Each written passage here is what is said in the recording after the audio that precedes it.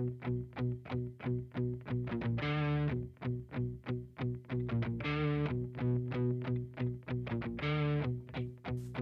man, how are you? Yeah, Brian. Hey, thanks for coming on. Oh, my pleasure.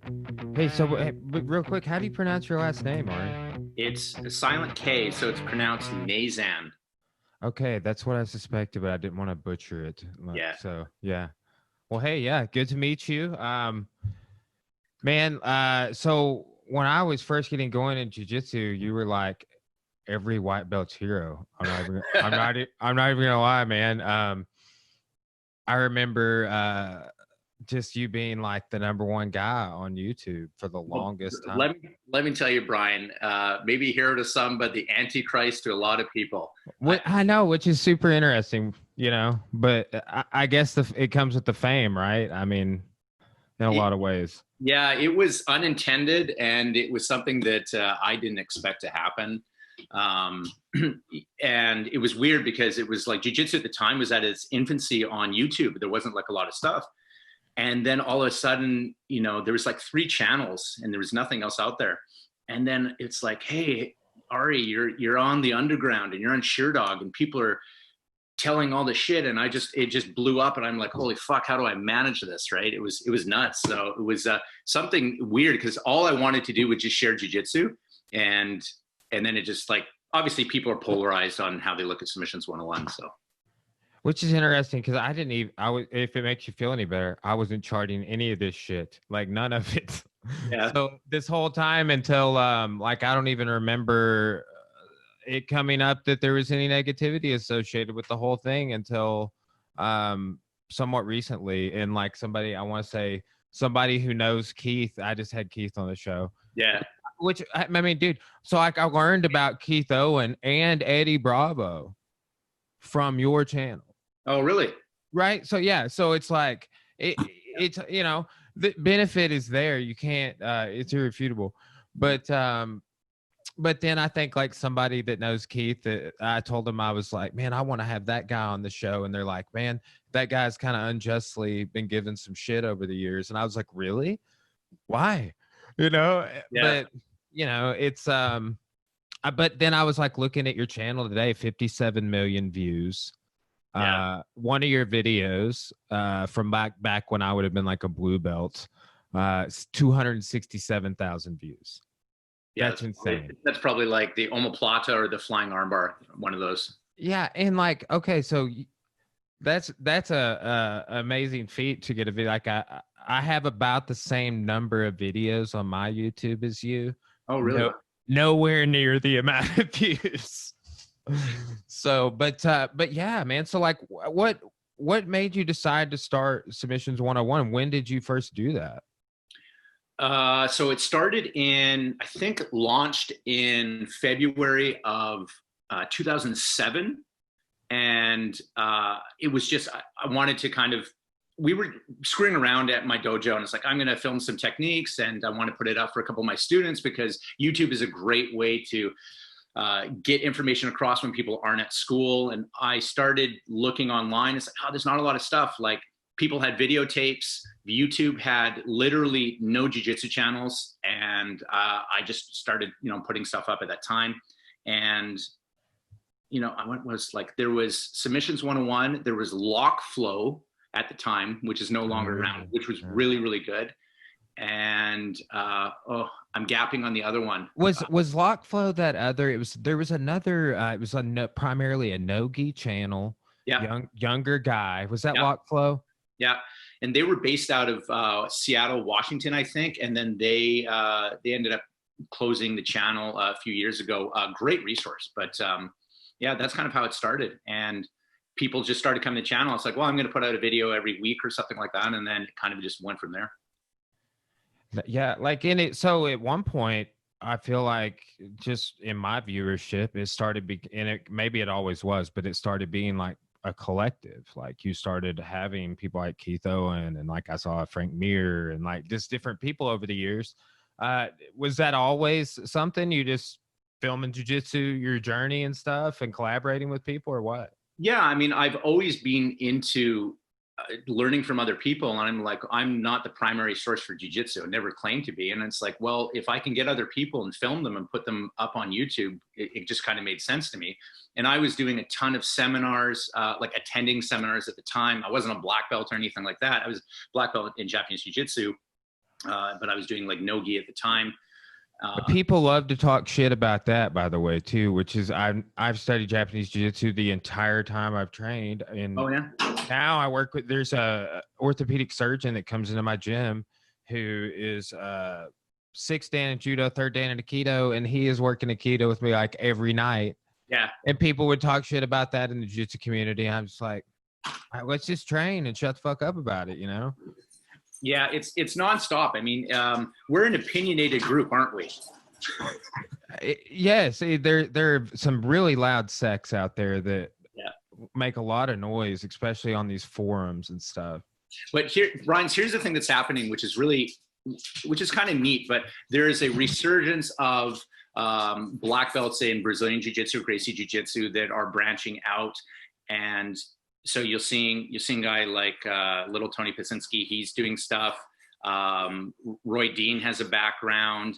You've got wrist lock videos now coming out. Like before it was like, don't do wrist locks, that's that other stuff. And now it's being incorporated. I remember a time when leg locks and BJJ were like, no, don't do it.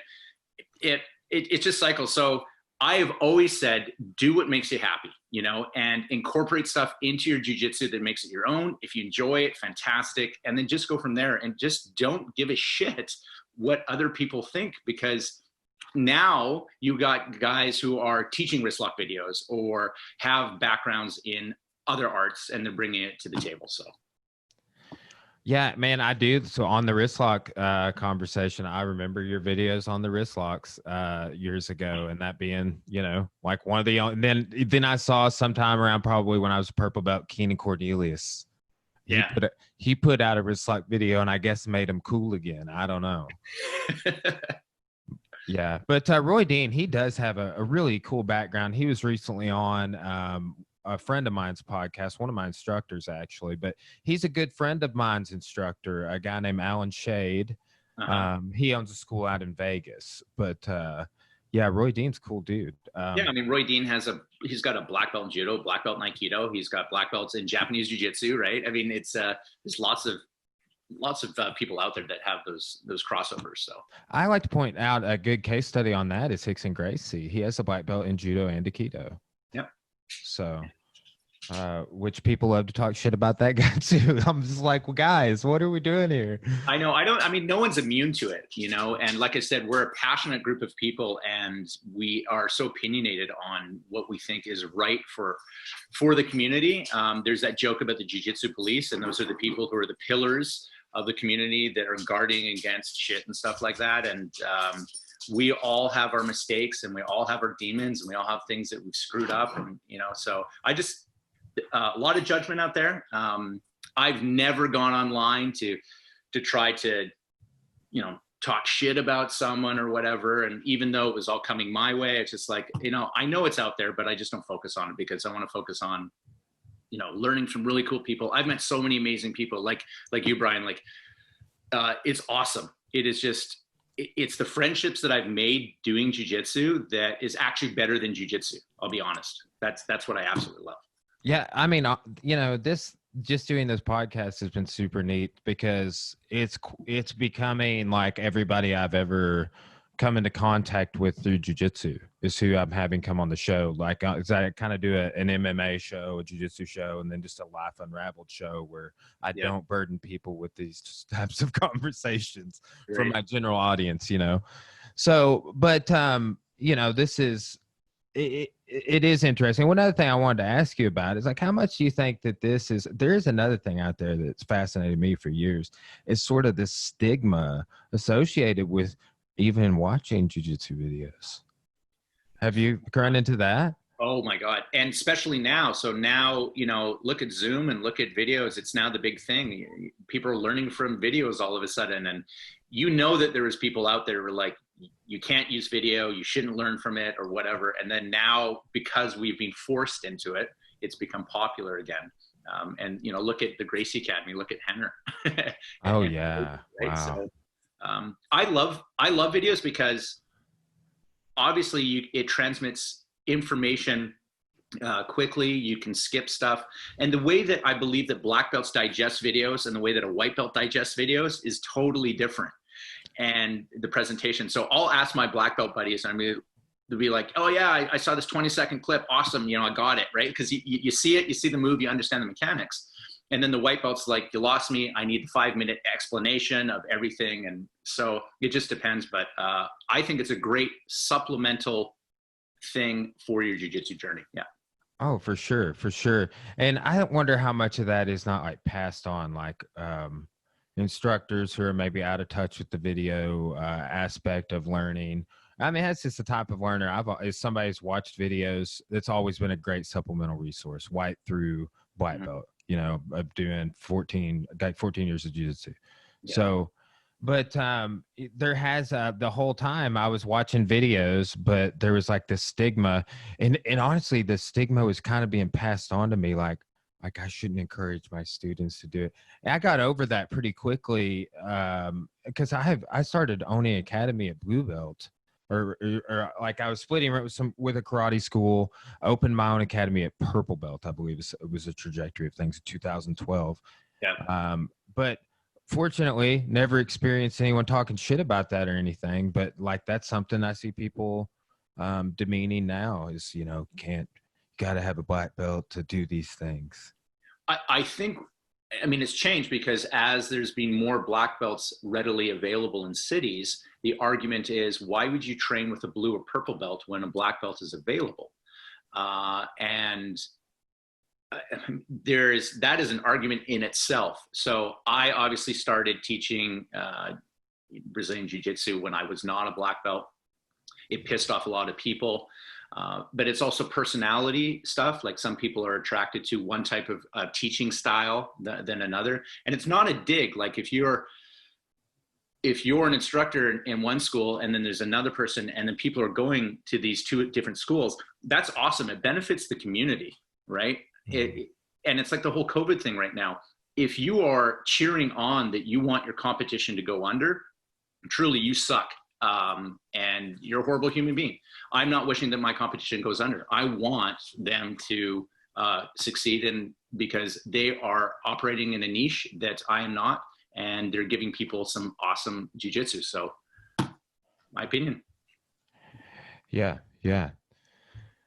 So, so at what point, like I mentioned earlier, how did you get involved with jiu-jitsu? At what point did you start branching out and getting involved with people like Keith Owen, Eddie Bravo, these two people who I mentioned? I know that you have networked with them over the years, and that Keith is who you got your black belt from, if I'm not mistaken. Yeah, I went from white belt to black belt with Keith, and I'm not going anywhere. So Keith is awesome. So Keith is an interesting story. So what happened with Keith, I was training under Eddie at the time, and Eddie is also an interesting story too, but I'll tell the Keith one first. So I was a purple belt under Eddie. I was doing 10th Planet stuff. There wasn't a lot of 10th Planet affiliates out there. There was 3 at the time. And I got an email from Keith Owen out of the blue one day, and it read this. It said, hi there, Ari. My name is Keith Owen. I'm a black belt under Pedro Sauer. I just want to let you know that I saw your videos online and I think you have some neat stuff. I'm like, and it was unsolicited. And I was just like, oh, that's pretty cool. So we struck up kind of a friendship online. And then Keith said, hey, do you want to come down to my school in Boise, Idaho? And do you want to teach a no-gi seminar? And I'm just like, okay. So, and I'm a purple belt at the time and I'm like, never done a seminar. And I was like, sure. So I go down there, and Keith was super open-minded. So immediately I'm like, I really love this guy because he's like, he loves gi, he loves no gi, and he wanted to offer something to his students. Again, I was no expert, but I had done 10th Planet Jiu Jitsu, which wasn't super popular at the time. And so I go down, do the seminar, and then he's like, well, you know, I'm teaching some classes. Why don't you come to some of my gi classes? So I put on my gi, I put on my white belt, and I started taking his classes. And immediately after taking his class, I'm like, I really love this guy's teaching style. And then I asked him after that, it's like, can I be your student? Because I want to learn Gracie Jiu-Jitsu, some fundamental Jiu-Jitsu that I was obviously lacking, because it's just a little different. And then that's kind of how our journey started. Yeah, that's yeah, cool. How far away is Keith from you? I know you guys are in the same neighborhood regionally. Well, he's in Idaho. I'm in British Columbia, so it's like an hour and a bit flight from. Basically, it's like from Seattle to Boise, because I'm on the coast on Vancouver Island. So nice.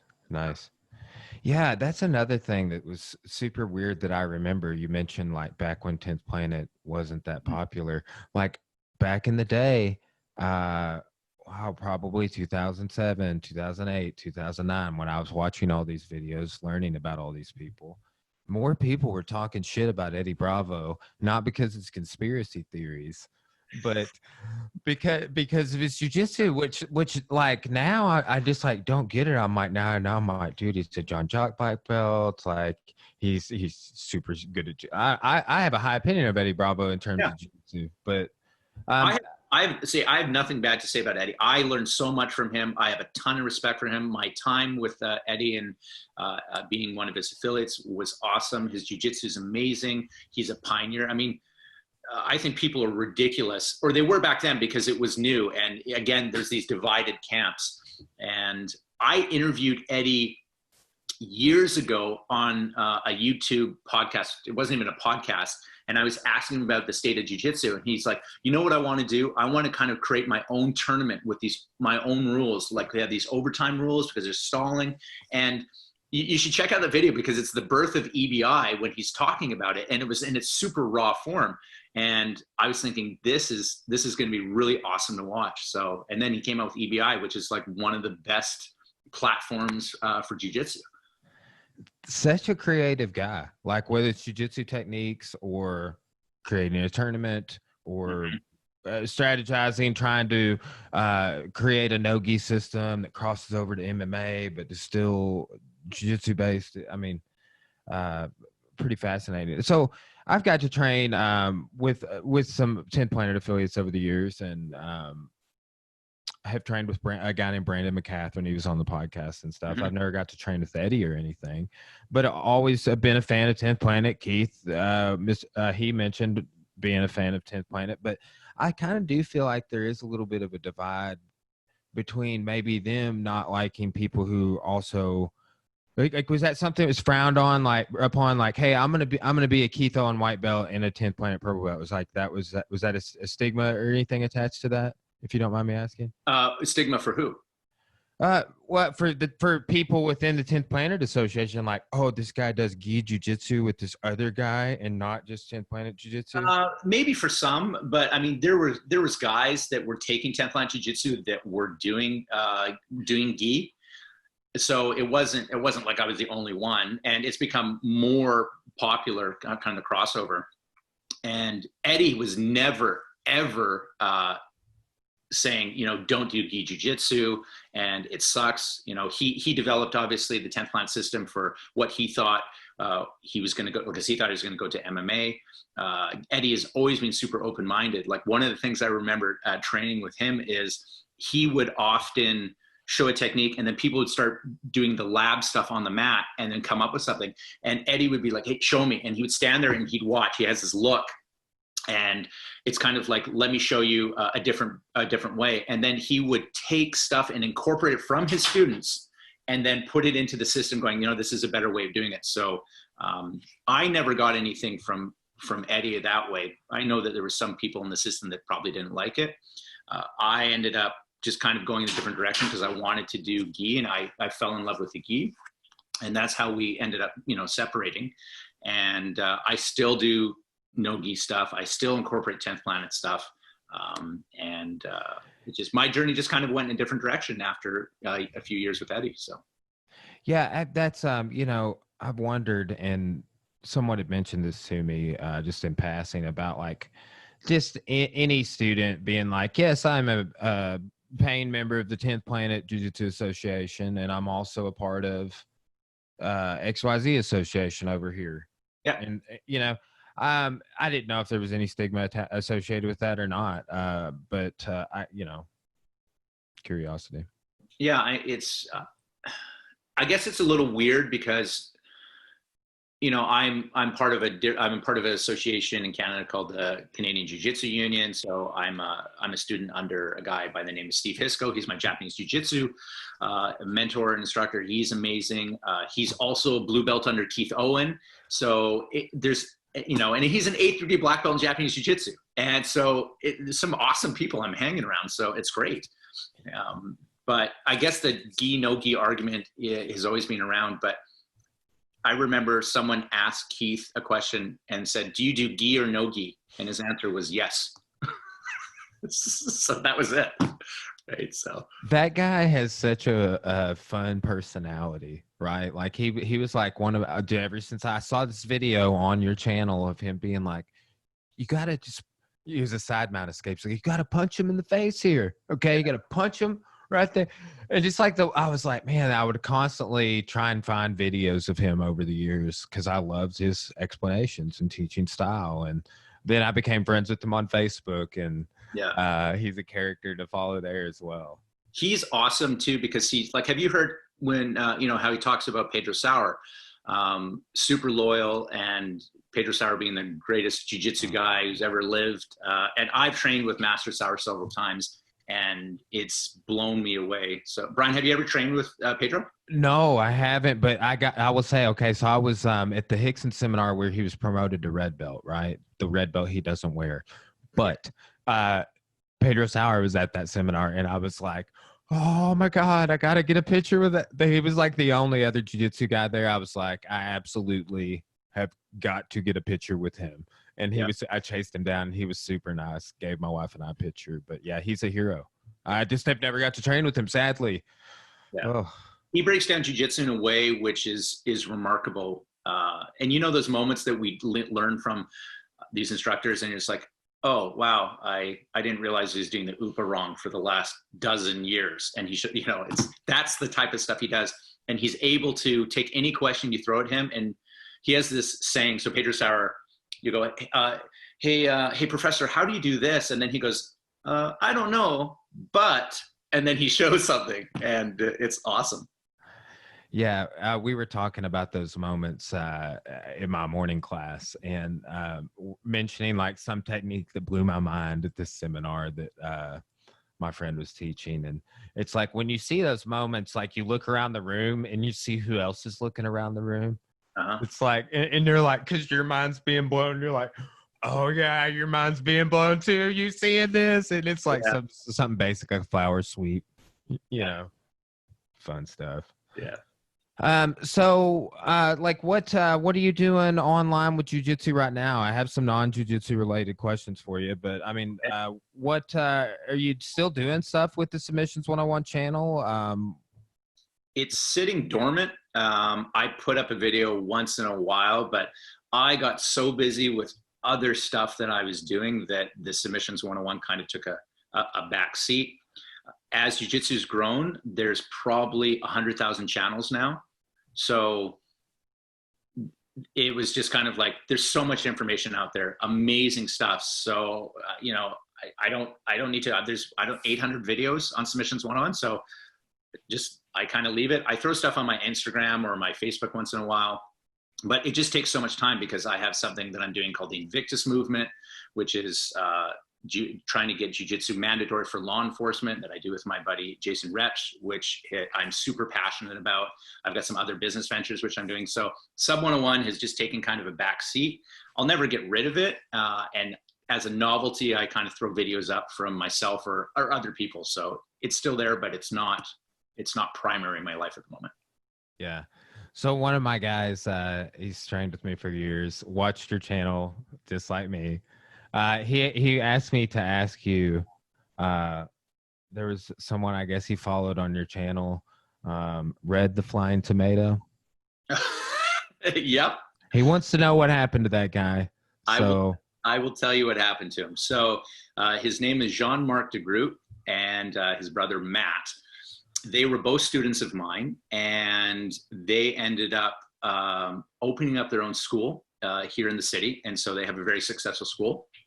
And so they're still around, still doing jiu-jitsu.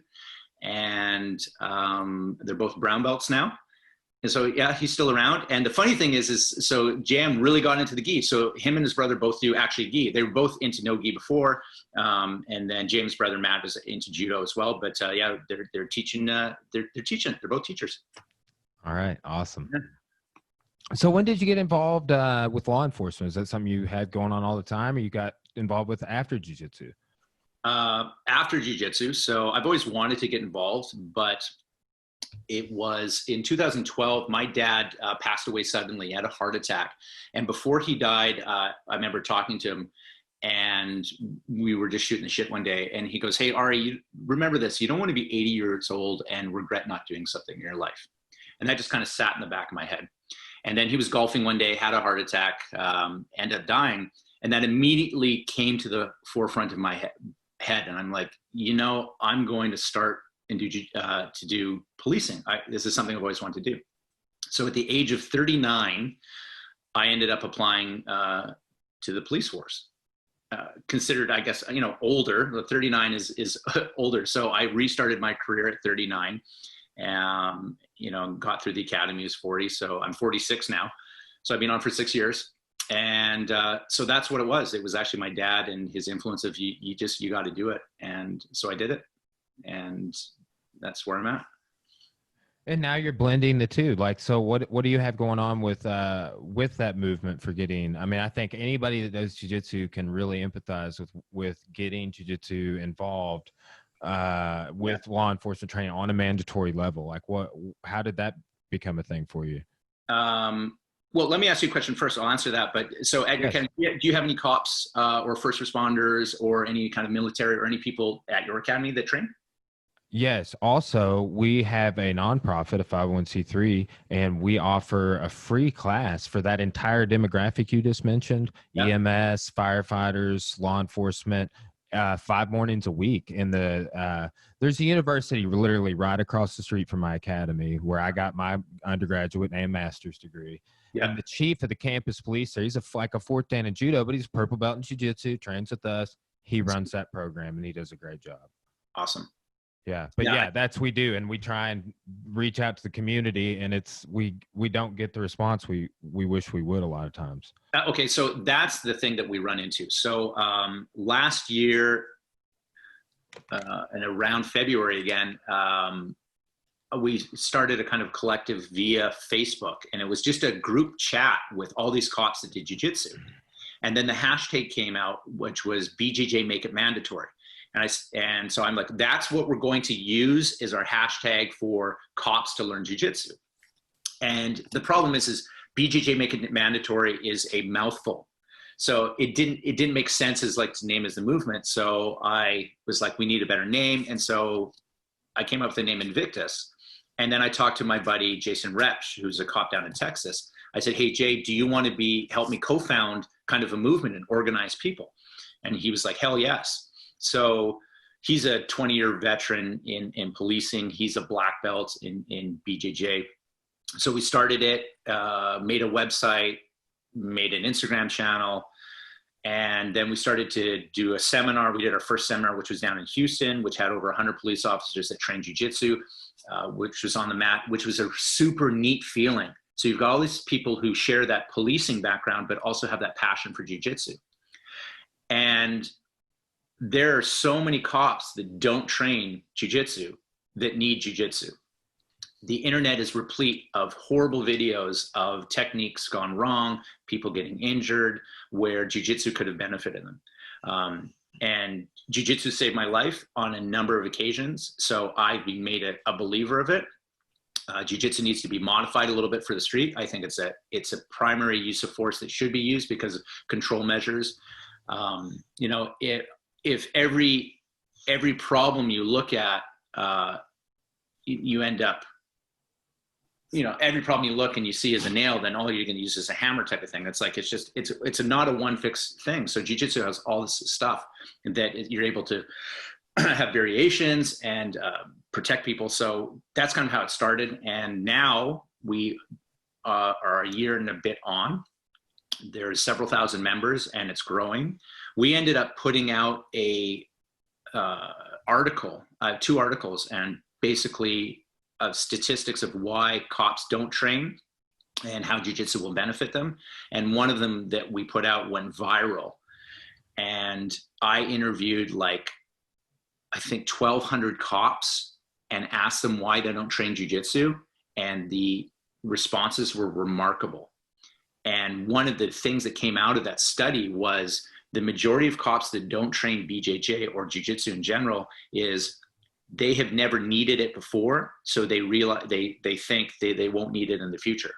So I'm a big person, I'm athletic, I have my tool belt, nothing ever bad has happened to me. So it's a confirmation bias is all it is. And then when the day comes, you don't choose the day chooses you. So you got to keep that in mind. And so our movement was just to continue to try to teach jiu-jitsu to cops and just show them how important it is.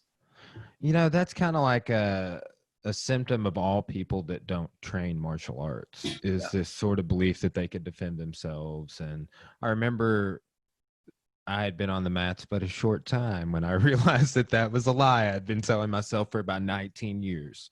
Is that, I would get in a fight with somebody and I would do fine. I would be able to defend myself. I'm kind of in shape, Yeah.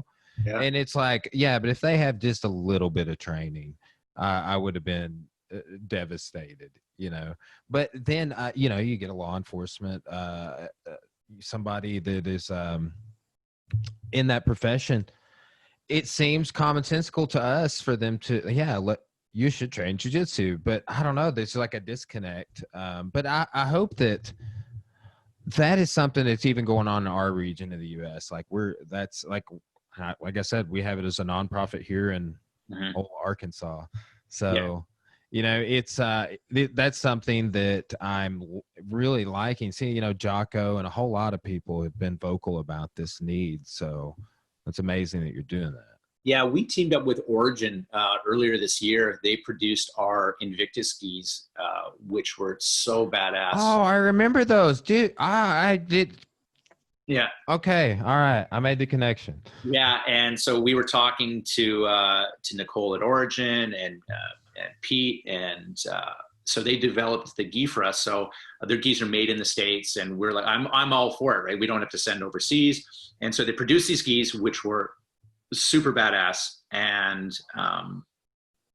that was just like amazing because now we had our logo on a gi, and then Jason and I had signed up for the camp that they have every year in August, the Origin Immersion camp, which I don't know if it's going to happen this year. So I've never been there, and I'd love to go to it. So that was a great marrying of kind of two companies. I'm super happy about that one. Yeah, nice, awesome. So outside of jiu-jitsu and law enforcement, and jiu-jitsu and law enforcement, yeah. I know you're involved with some other cool stuff, and I feel like you're probably a really interesting guy outside of those avenues, just being friends with you on Facebook and kind of following some of your posts. Like you have Thor's hammer here over this shoulder, you have an AT over here, but you do like some podcasting and some other cool shit too that I would say was cool shit. Some other people would call us nerds, but we're totally geek. My new podcast studio is going to have a sweet Star Wars collection I've been putting together for some time now. Excellent. So I have some inset shelves, like a little display area. I'm very excited about all of it. Nice. So what are some other things you're involved with other than jiu-jitsu that, you enjoy? I think some of my downtime, I love podcasting. So I was in radio for 6 years, years ago. So after, when I was in university and getting my philosophy degree, I ended up getting into radio at the same time. You have a philosophy degree? Sorry, let me pause. Oh, that's great. I have a minor in philosophy, 27 hours at undergraduate. That's awesome. Oh, sweet. What did you get? What's your degree in, and what's your master's in? History and political science undergraduate, Master of Arts in History, and then I teach at a community college here nearby, just a average like 5 classes. So. Oh wow, awesome. Yeah. So where did philosophy get me? It got me into jiu-jitsu and police and podcasting. Like, so weird. But yeah, so I did radio for 6 years, and I really love that medium. I love talking to people. And then I had talked to a good friend of mine. It's another weird kind of story. His name was Dane, and my Viking friend Dane, and we had talked about doing a podcast called The Bard and the Bouncer, because I was in nightclub security for 18 years. And we were going to do this amazing geek podcast where we would just tell stories and talk about geek culture. And we talked back and forth, but he ended up dying. He got cancer and he died, in his mid-30s. And I made another promise. I said, after he passed away, I said, I'm going to start a podcast. So I started a podcast called the Torvus Podcast, which is my 80s Monsters, Mayhem, Martial Arts Motivation podcast. We review movies from the 80s. We talk about the best toys from the 80s. And it's just fun. It's irreverent. It is my downtime. And I do it with two of my buddies. One of them named Jason, who's probably the biggest role-playing geek you will ever meet. He's got a collection which puts most people to shame. It's crazy. And he's a couple years older than me. And then the other person that does the podcast is a guy named Alex. And Alex is one of my students. And Alex is a millennial. So you've got two Gen Xers and a millennial that are doing this podcast kind of about 80s culture and geekdom. And it's really neat to have this two views, right? Because it's coming from two generations. So we have a blast doing it. So that's how the Torvus podcast came out. And I think we have 27 episodes now. And just fun, just fun. And then we also do the Invictus podcast, which we have a couple episodes. We just started that. So that's just interviews with cops that do jiu-jitsu and stuff. Man, that is awesome. So Yeah. we're into a lot of the same stuff. So because I mean, like the podcast with me, like I have 5 different shows I do that are just all extensions of who I am, like my history spinoff show, just my general Life Unraveled episodes. I do this one called After the Show, where I just review my favorite movies and TV shows, and whatever I've got going on in the background, I want to do a podcast about, Yeah. So, but man, that's awesome. When did you get into podcasting? Like, is that something you started kind of after Submission 101? You kind of. Oh yeah. Yeah, I didn't get into doing the podcast stuff until about 2 years ago. Same. And then it just kind of hit me. So part of my downtime, obviously in policing, I see a lot of stuff. There's a lot of stressors involved. I don't bring my work home with me. So I'm really good at my downtime. I love my downtime. So podcasting was just a good way to get together with my buddies and just have a super fun time. Because there's all this heavy shit in the world, right? And we need to let go. And there's so many amazing podcasts out there. I'm discovering more and more. And it's like, I don't have enough time to listen and to watch these things. But man, you can learn some great things. So bless Joe Rogan for putting the podcast stuff out there and all of us getting Zoom and just going for it. So on that topic, what are your thoughts as a podcaster and on Joe Rogan of him going to Spotify and them just basically starting their video arm for him? So I don't know too much about it. So is that what they're doing? Does that mean all of his YouTube stuff is going to come off and go over to Spotify? That is what I'm hearing in everywhere. I said by September, like I was showing videos on the TV at the gym to like a morning class the other day, like a couple of with just related to techniques I was teaching. And after each one of them, I got an autoplay video straight to Joe Rogan's podcast. And I was like, guys, this isn't even going to be happening anymore. I was like, oh, but yeah, that's what in September, it's supposed to come off of all the other platforms too and go exclusively the whole 11-year library, multi-year, $100 million deal.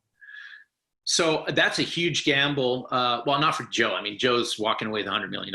Bless his heart. I mean, awesome, amazing. So that now forces the consumer. It's like, are we going to, it's going to be proprietary just to Spotify? Are we going to jump over to Spotify? Are we going to pay for it? So they're taking a gamble that people, the millions of people, are going to jump over to Spotify that don't have it. So we'll see what happens with that. Yeah. So, hey, so like, is there anything you've learned as a podcaster you could, and a famous YouTuber that you would pass on to I've only been doing videos for a couple years, man. Honestly, I started doing my gym videos and the podcast around the same time. Any advice on podcasts? God, no, I stumble through it just like everyone else. And I think doing your research is a good one. I've noticed that I've done podcasts which have been off the cuff, which have not been as good as this is kind of the things I want to do. Like I always usually write notes about a podcast. I want to make sure that I hit them. If we're going to talk about a movie, we end up watching the movie beforehand and we really digest it. And then over the next week, we chat before the mics go on, and then we get into it. So my favorite podcasts have been the ones that I've kind of done some research on and we've spent some time talking about and digesting. So that would be a piece of advice that I would tell everyone for podcasting. And for videos, one of the things for videos, especially jiu-jitsu videos, which I didn't see happen when I started Submissions 101, was people were throwing out videos that were super long, or they were like 10-minute explanations, and they were showing one angle, and it was two guys in the same color gi, and you couldn't tell whose arm was what, and so I was like, oh, there's a couple of things we need to change here. So one of the things I did for Sub 101 was I tried to keep the videos under 3 minutes. I tried to have my partner in a different color gi so you could differentiate between the limbs while watching. I also did different angles where I would show face on, I would turn, and then I'd turn the other way. Because a lot of times people were saying comments like, I can't see what your left leg is doing because it's against the wall. Can you turn? So that's how I do all my videos. I show, I change, and I just do it different angles. And I teach my classes that same way as well. So. Yeah, that's something I evolved over time. Like we were for a long time, and I would still periodically do like a stationary video, right? But for the most part, I get one of my guys who's good at filming. He brings his own stuff in, films the videos. We kind of have a little arrangement of him getting to train at the gym for being the video guy. Nice. But that, like, once we got some of the same comments and having the shots more dynamic, and I've seen like we've had like a comment going in one of our coaches groups about that, because like you mentioned earlier, everybody that's never put out a video is now like, oh man, I got to put out videos. And I like it because a lot of them are some of these like people that I was mentioning that may be associated with this stigma of video. They're like anti-video, and now they're like, I should put out some videos. And I'm like, thank you, because you're like 2 hours away one way, and I don't get to see you that much. And this is great. So, and Brian, if you look to see how videos have changed, I mentioned this earlier in your podcast that the length of time. So videos now, in my opinion, are the 1 minute little pieces that you're seeing on Instagram. Those are typically the soundbite ones, and you can put a lot of information in a minute, right? And showing different angles, just really quick explanations. And I'm a big fan of Gary Vee. I was listening to one of his books today, The Thank You Economy. Yeah. Which one? The Thank You Economy. Yep. So Gary is awesome. I'm a big fan of his and his marketing, and I'm always trying to take time to read and to listen to other people's marketing strategies. I think it's super important, but he's talking about kind of the sound bites, and you need to kind of put things out there. So I think that the next big thing, or that you've seen over the last probably 2 years, is the 1 minute Instagram videos, where they fit in there, you get it, you digest it, you can save it on your phone, and then you kind of move on. The 5 minute, the 10-minute explanations videos, those are long gone. Obviously you have the John Danahers that have a system, and John goes on doing his long explanations. He is a master, and there's a time and place for that. But if you're just looking for those clips, I think that's kind of how people are digesting and just adding to their toolbox a lot nowadays. I really wonder where video's headed. If YouTube's getting a lot of flack because of censorship. Joe Rogan says that's why he's leaving. You got Spotify springing up with this video. You've got TikTok. Like, where I get the most views on video is Facebook. Yep. Surprisingly, for no matter what video I put out. So, and then too, it seems like maybe YouTube has become more of a place for a younger audience, like kids. I don't know. So Alex, the millennial guy who does our podcast for the Torvus, I asked him about what platforms he's on, and it's totally different. So he's not on Facebook really. And I said, and he's 26, 27. I said, you're not on Facebook? He's like, no, that's like so old school. Like none of my friends are on it. Wow. And so I felt old. And I'm like, really? And he's like, yeah, we're using Snapchat or we're using TikTok or stuff like that. So it changes so quickly. So you've got to be on top of that landscape as it's changing. And again, that's another thing that Gary Vee says. It's like, are you on all the platforms? As when TikTok came out, or like, are you on it? Have you started a channel? Are you, producing stuff? So that's something that I'm kind of trying to take in. I am guilty of not being on all those platforms. I'm basically on a couple because of just time. And I don't have a videographer that can throw stuff up. So, but that's I think it is changing. Yeah. I mean, and that's kind of why I asked you about that as a business owner. Like we're on and do a lot of marketing with Facebook, email, Instagram, but like we have a Twitter, we don't update it. We have a website we're rebuilding, but I'm really kind of thinking a lot about that. Like what other sites do I need to be on? Because I don't want to just get another Twitter type account and then not update it.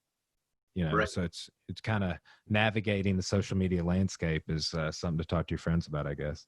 I think you have an advantage too, because, I've seen some of your stuff, and the questions that you ask your guests are important. And it's just not the run of the mill same stuff. You try to get into different avenues. And I think that's what's going to attract your niche audience. If you were to have Rickson on here, are you going to ask him, how did you start jiu-jitsu? Or, what can you tell me about the 401 record? Or what, all the stuff that's already out there. It's like, hey, Rickson, when you wake up in the morning, is it coffee or tea for you? And do you like watching horror films? What do you think of David Lynch? Like all these weird stuff, right? People want to know about your guests. So it's the questions are, I think, really important. Yeah, that is a good point. I mean, that's one thing I'm like, I love talking to people, but I'm looking forward to I've done 140 episodes on the podcast, and I'm just looking forward at getting better through the process of interviewing people, at becoming a better interviewer, So what's your niche? Like when someone says, hey, why should I listen to your podcast about jiu-jitsu and Life Unraveled? Like, what is it? What's your tagline? My tagline is just it's a podcast about life. It's a lifestyle podcast. So like, no matter what you're into, if you're active, if you're wanting to be active, if you're looking for some motivation, inspiration, I try.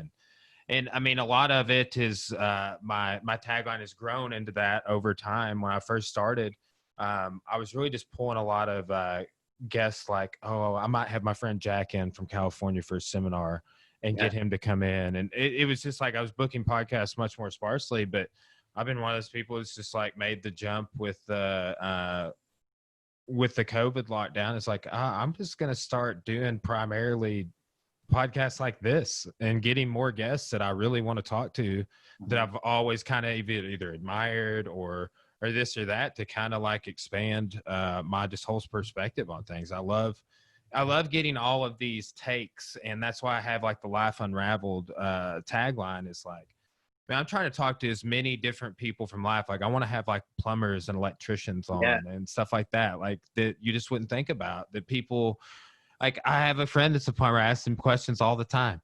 I'm like, how's that work? Like, this was a path I never was even presented with an option, and you make like insane money. Tell me about all this. Right. But just like a general, like I want to have a real eclectic group of audience that I interview, and it just be an extension of who I am and what I'm into. I'm into a lot of shit. Yeah. And I think people will jump on board. Like, it's like attracts like, so. Yeah. Well, right on, Ari. Well, hey man, this has been an awesome conversation, man. I really, I've enjoyed talking to you, and I appreciate you taking the time to come on the show. Yeah, my pleasure. One question before we go. Yes, sir. So during the COVID lockdown, and you own an academy, and there's many academy owners out there. I'm interviewing you now, by the way. And I did this. I want to know how you're managing through it and what you see the future for jiu-jitsu gyms and how it can be. Okay, so I'll just give you the whole spiel. So we were like, okay, we kind of saw this coming. We closed down 2 days before we got an order from our governor, right? We're like, hey, you know, like, and we were operating under this idea, like there's a county where I'm from, like one county over from where we live now, that they had a school that closed down because of the flu, right? Like I had 100 cases of the flu, they closed down. So I was like, maybe it'll be something like that. Like they had reopened right before the COVID outbreak. And I was like, you know, so it's like wasn't too out of the ordinary. So I was like, look, we just had this other school closed because of this. This is on, like, let's just go ahead and be smart. And we thought it would be a short-term thing. We've been closed since like March 15th, but May 4th, may the 4th be with you and your walker there. But we have been limping back at a limited capacity for adults, but still they're not starting kids back until next week, and that's going to be limited capacity. And we're like one of the more we're a conservative state, but we're a more liberal state when it comes to the lockdown rules, Right. you know. But you know, I'll say I am worried about is sustaining this again. Yes. That is my number one fear. I was telling Cora this because I asked her, I was like, hey, how long do you think we're going to have to do? Because we're offering a day class for kids and then an evening class to really break up the numbers. We have a huge kids program, like well over 100 kids. Like, so we're like, okay, we got to break it up. And I said, well, how long do you think we're going to have to do this? And she's like, oh, until at least August. And I was like, oh my gosh, like really? Like you think it's like, I'm like, July, I want to be back to normal. And she doesn't think, and two, meanwhile, I am kind of breaking the law with doing full on jiu-jitsu. I'm doing it like they're doing it one state over from us in Oklahoma, like how all my friends there are doing it. Right. Yeah. But like you work with the same partner the whole class. We screen you for temp checking. Like we clean between classes. We're taking a lot of extra precautions, but, and we haven't had any blowback. But man, there's just all of this paranoia about like, okay, are they going to come after us? You know, like, and then too, like, if there is going to be another wave, the second wave that everybody's talking about, if that happens and they force us to close again, even though they gave us, I tell people this, I'm like, okay, they gave us $32,800 counting personal stimulus money, but my mortgage on my 8,000 square foot facility and my payroll for Cora and our employee Hannah, who's remained getting paid this whole time, and our utilities for 3 months is that. Like we're $400 in the positive. You know what I'm saying? So like if they're gonna, you know, it's just, I'm just trying to remain positive about it. I've turned this into a growing opportunity in a lot of ways. It was good for me. I got forced to go as a college professor. I got forced to kind of go teaching online, which was like, they're like, hey, go to your studio and teach class. I was like, all right. But, you know, it's just like the uncertainty, man. It's like anything that we're uncertain about. I feel like with the non-essentials like ourselves, the people who've been deemed non-essential in their business. Yeah. You know, I've been a little more non-bending a knee about it, but I've also tried to like walk that line of maintaining perception in my community. Of course. So, yeah. What is the difference in opinion here? Because everybody I know is either freaking out or saying that we're having our constitutional rights violated. What's it like in your neck of the woods? As you know, the opinions are polarized, and I have my own opinions. And I'm a pretty opinionated guy, but I got to be careful on how I navigate this. But in where we're living, we had a 0.06 infection rate. We did the best in our province. We're the best in Canada. I have one of the lowest infection rates, whatever. So my fear, like you, is the second wave. I don't think many schools are going to be able to survive that. We'll be able to survive the first wave for sure. I think you're going to see the operation of garage jiu-jitsu, Gracie Jiu-Jitsu garage, people opening and doing that kind of stuff. Fight clubs are already happening. around. I know a lot of them where people are training together in secret. So and that's how, like, there was that hardcore group in my gym the whole time of about like half a dozen people, never more than 2 or 3 at a time. Yeah. You know. Yeah. So I don't know. I've been very closely watching what's going to happen. I'm super concerned about it, of course. Bless my students' hearts. They've been amazing. You know, that's our lifeblood, and my heart pains when I see schools close. I've known schools that have closed. The longer it goes on, the more difficult it's going to be. We're just trying to navigate how to do it. So in our area, the gyms were allowed to open. So they passed our phase 2 order. Now we're talking about a workout gym with weights where they can be 6 feet apart. And so people keep coming up to me and goes, well, why don't you open your gym? I said, well, I can't because jiu-jitsu is close contact. And then they're like, well, why don't you teach boxing or like a Taibo or something? I'm like, it's not my wheelhouse. Like, you expecting me after 25, 30 years of learning martial arts and jiu-jitsu in particular that I can jump into teaching boxing? That's not what I do. And my students are not coming to my school for that. So the analogy being is if you're a baker and then I suggest that you now start making chocolate while you're both in the food industry, those are two different things. I know, man. That's like, fortunately we have, and we moved to a new twice the size location 2 weeks before the shutdown, like doubled. We were in a 4,000 square foot. We moved, we sold that building. We moved, bought a new building, 8,000 square foot. Wow. So like through, our members being great, like we've been able to sustain that, but yeah, man, it's a lot of uncertainty with that. Like we were feeling confident, but we had, we're limping back with this fitness kickboxing. I have a boxing club and yoga and hot yoga. So we started actually some new classes when we were allowed to reopen on May 4th. So I'm actually getting some new adult enrollments for those more fitness oriented programs, and kickboxing too. I had a family sign up. Yeah.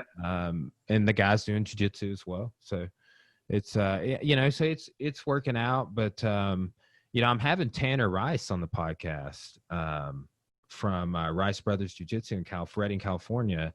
And he reopened against their, I think Shasta County is the name of the county, against their orders. And they came and talked to him and were like, look, we support what you're doing, but we just legally have to come out here and tell you. I'm going to talk to him about it. He's got family in Arkansas too, ironically. So, oh yeah, it's going to be cool. I've been referring to it when I talk to people as the Rice Brothers Rebellion. Well, I'm a freedom guy. I am a freedom guy. I'll just say that. And but I'm also, because of my background in philosophy, I'm into science. I'm into logic. I'm not into getting caught into the hype about bullshit videos and stuff like that. I think we need to be careful. But I also, the infringements of our rights, we really have to watch that. For sure. Yeah. For sure, man. Yeah. Well, hey, great closing comments. Yeah. All right, man. Well, thanks again, Ari. We'll talk to you soon. Hopefully this won't be the last conversation we have. Maybe we can do this again sometime. Yeah, I'm going to come and knock on your door, and I'm going to come train at your place if you'll have them. All right. That'd be awesome. We'll have to set something up sometime. Cool. Okay, buddy. All right, man. See ya. See ya.